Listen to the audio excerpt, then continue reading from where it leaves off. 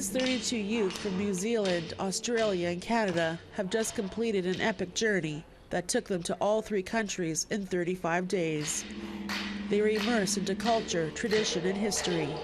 Through a program called Native Nations, they got to see places that most will never get to see and experience unique adventures through Indigenous tourism companies.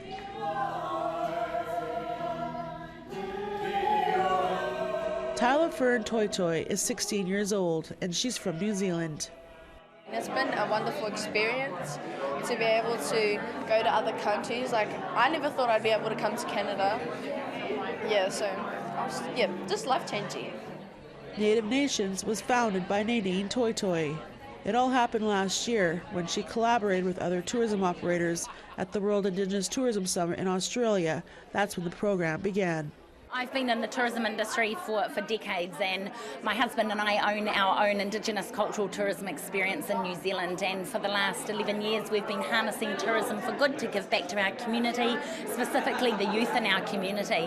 One of my aspirations was always to take our kids on a plane overseas. The reality is a lot of our Indigenous youth from remote communities never get the chance to travel the world. Native Nations is currently shooting a documentary and just released this trailer.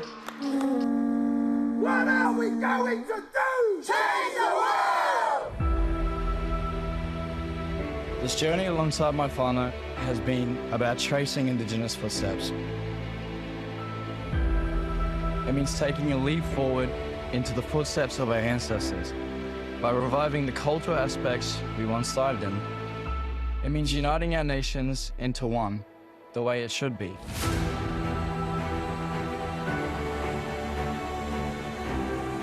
It's about using tourism as a vehicle to drive change within our communities. Tim Masso is 21 years old from Clayquot on Vancouver Island. He says it's been an incredible opportunity. For me, youth are our future. They're what is going to really make change in this world. And being here on this trip with all these amazing youth, to me, it's just been an honor. You know, every single one has gifts that are just amazing. And so being able to connect with them, being able to call them friends and family is a huge takeaway from this trip.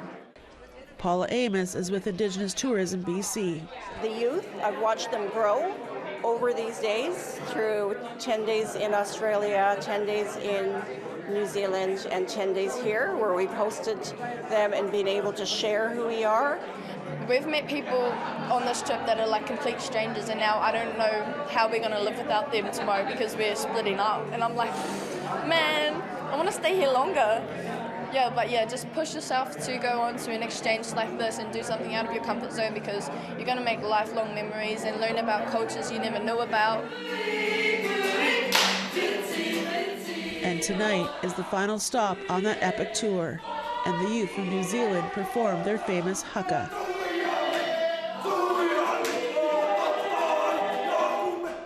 Tina House, APTN National News, Vancouver.